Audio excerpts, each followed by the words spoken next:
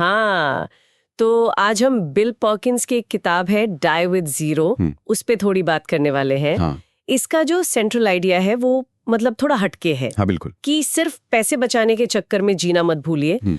लक्ष्य ये होना चाहिए कि जब जिंदगी खत्म हो तो भाई बैंक खाता लगभग खाली हो। आज की चर्चा का मकसद यही है कि इस किताब के पीछे का तर्क समझे और देखें कि भाई ये अनुभवों को प्राथमिकता कैसे दी जा सकती है। बिल्कुल। और ये किताब ना पैसे और जीवन के बीच एक बैलेंस बनाने का एक बहुत ही कह सकते हैं अनोखा नजरिया देती है। ये सिर्फ बचत पर ही जोर नहीं देती बल्कि अनुभवों पर खर्च करने की बात करती है और अपनी जीवन ऊर्जा मतलब अपना समय और पैसा उसे समझदारी से कैसे इस्तेमाल करें इस पर बात करती है। और यही बात दिलचस्प हो जाती है ना। पर्किंस का मानना है कि ज्यादातर लोग ना जरूरत से ज्यादा ही बचाते रह जाते हैं। हाँ। और उन अनुभवों से चूक जाते हैं जिनका वो असल में मजा ले सकते थे। हाँ। तो चलिए इसे थोड़ा और गहराई से समझते हैं। पहला जो अहम नियम वो बताते हैं, जीवन के जो अच्छे अनुभव हैं उनको ज्यादा से ज्यादा जीना। पैसा तो बस एक जरिया है, असली मंजिल है यादगार अनुभव बनाना। जैसे किताब में उन्होंने अपनी एक दोस्त एरिन का जिक्र किया है। हाँ। उसने नौकरी छोड़ दी ताकि वो अपने पति के साथ, जो गंभीर रूप से बीमार थे, कीमती वक्त बिता सके। हाँ। और पर्किंस इसी से जोड़ते हुए कहते हैं मतलब ये बहुत जरूरी है कि इन अनुभवों में जल्दी निवेश करना चाहिए।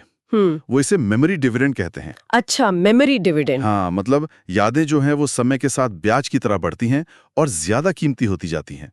अगर जवानी में जरूरत से ज्यादा कंजूसी की तो हो सकता है आप उन अनुभवों से हाथ धो बैठें जिनका मजा बाद में सेहत या हालात की वजह से ना ले पाएं। इसका एक उदाहरण भी किताब में है, जीसन का। उसने यूरोप घूमने के लिए कर्ज लिया था लेकिन उस अनुभव को वो आज भी मतलब अनमोल मानता है। हाँ, ये तो वो चींटी और टिड्डे वाली कहानी याद दिलाता है। बिल्कुल बिल्कुल। चींटी भविष्य के लिए बचाती है, टिड्डा आज में जीता है। पर्किंस कहते हैं कि भाई इन दोनों के बीच एक सही संतुलन साधना होगा। हाँ। ना तो ऐसा हो कि भविष्य की चिंता में आज को बिल्कुल भूल जाएं और ना ही ऐसा कि आज सब उड़ा दें और कल की कोई फिक्र ना हो। सही बात है। और ये संतुलन सिर्फ अपने लिए ही नहीं बल्कि कह सकते हैं दूसरों के प्रति जो हमारी जिम्मेदारियां हैं उनके लिए भी जरूरी है, खासकर जब हम अपने बच्चों या दान देने के बारे में सोचते हैं। किताब का सुझाव है कि पैसा तब देना चाहिए जब उसका सबसे ज्यादा असर हो। अच्छा। हाँ, अक्सर लोग वसीयत का इंतजार करते हैं पर वो शायद सबसे बेहतर तरीका नहीं है। जिंदगी में रहते हुए देना कहीं ज्यादा मायने रखता है। बच्चों के लिए वो कहते हैं कि 26 से 35 साल की उम्र अक्सर सही वक्त होता है। और दान पुण्य के लिए भाई जितनी जल्दी हो सके उतना अच्छा। यहाँ एक और मतलब चौंकाने वाला विचार आता है नेटवर्थ पीक का। हाँ, ये भी बड़ा इंटरेस्टिंग है। पर्किंस का तर्क है कि आपका लक्ष्य लगातार पैसा जमा करते रहना नहीं होना चाहिए बल्कि 45 से 60 साल की उम्र के बीच अपनी अधिकतम संपत्ति पर पहुंचकर उसे अनुभवों पर खर्च करना शुरू कर देना है। हाँ, मतलब ये सोच थोड़ी उल्टी लगती है आम धारणा से। बिल्कुल। क्यों? क्योंकि अक्सर यही वो समय होता है जब आपके पास उन अनुभवों का पूरा आनंद लेने के लिए सेहत भी होती है और पैसा भी। नहीं। लेकिन होता क्या है असल में, ज्यादातर लोग बुढ़ापे तक बचाते रहते हैं जब गिरती सेहत उन्हें उन पैसों का मजा लेने ही नहीं देती। और यहीं पर देखिए सेहत और समय का महत्व सामने आता है। अनुभवों का आनंद लेने की हमारी जो क्षमता है उस पर पैसे से कहीं ज्यादा असर हमारी सेहत का पड़ता है। सही बात है। उम्र के साथ सेहत अक्सर कमजोर होती है ना, इससे कई तरह के अनुभव मुमकिन ही नहीं रह जाते। चाहे जेब में कितना भी पैसा क्यों ना हो, तो सेहत का ध्यान रखना तो मतलब सबसे जरूरी है। साथ ही पर्किंस एक और बढ़िया बात कहते हैं, पैसे का इस्तेमाल करके समय खरीदे। अच्छा पॉइंट है।